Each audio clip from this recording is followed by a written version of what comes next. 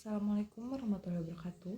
My name is Deya Kurniasih Rahayu with student number 232122100 from class C.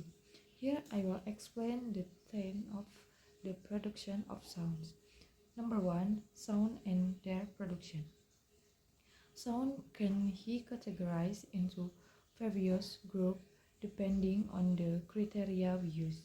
If we look of sound from the passage through which the airstream from the lungs goes out, we can categorize them into two groups, namely oral and nasal. Oral sounds are those that are produced through our mouth, sounds like M, N.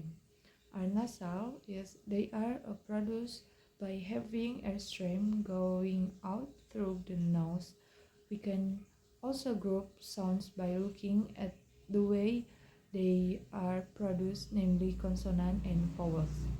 Consonants are produced with a certain obstruction in the mouth if the sound produced are not obstructed by any part of the mouth, but instead by having the airstream flow out smoothly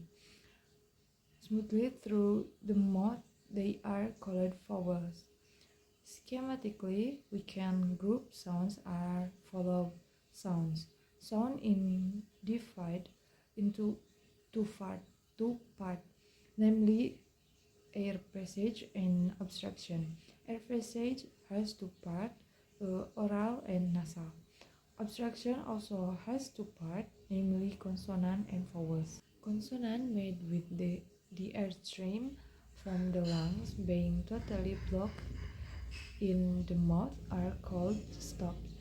Does not completely stopped and bring about the slide or friction are called fricative. Consonants are divided into two parts, obstruction and sonorant.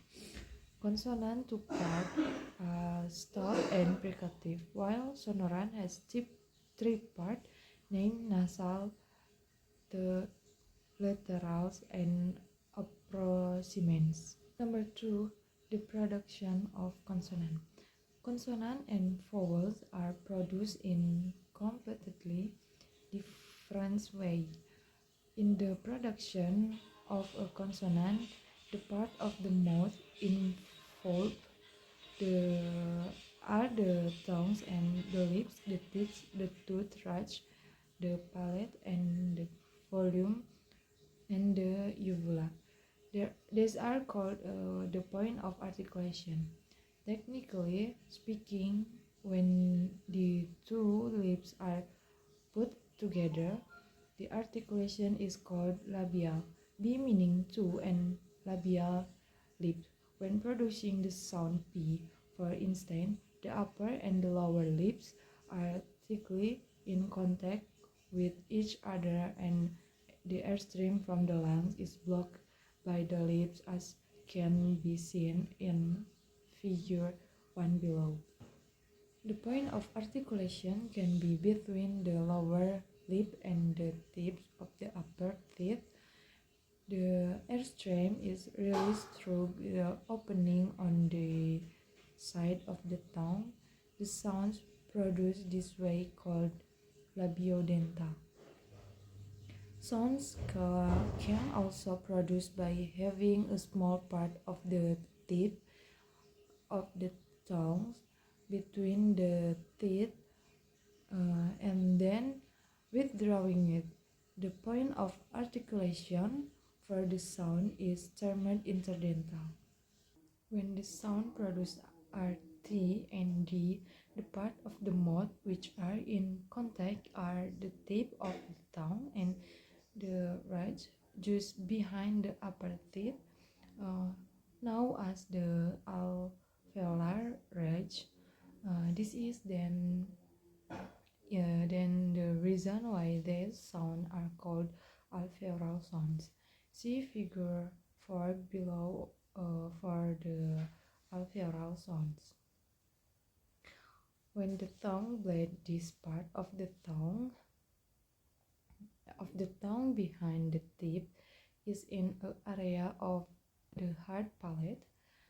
slightly further back from the overall range of the sounds produced are preferred to as alveopalatal sounds.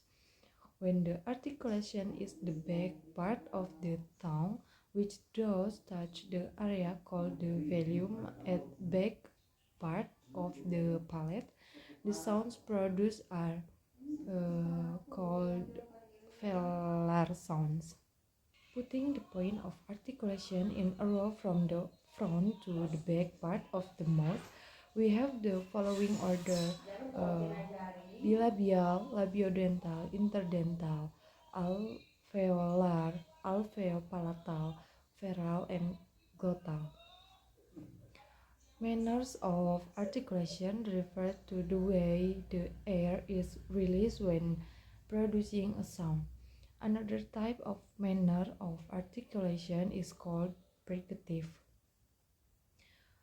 As stated earlier, push out from the lungs is passed through a speech mechanism that can be closed or opened. This mechanism located in the glottis is called the vocal fold, vocal cords, or vocal bones. And number three, the production of cluster. The term cluster is usually used to refer to two or more consonants placed one after the others.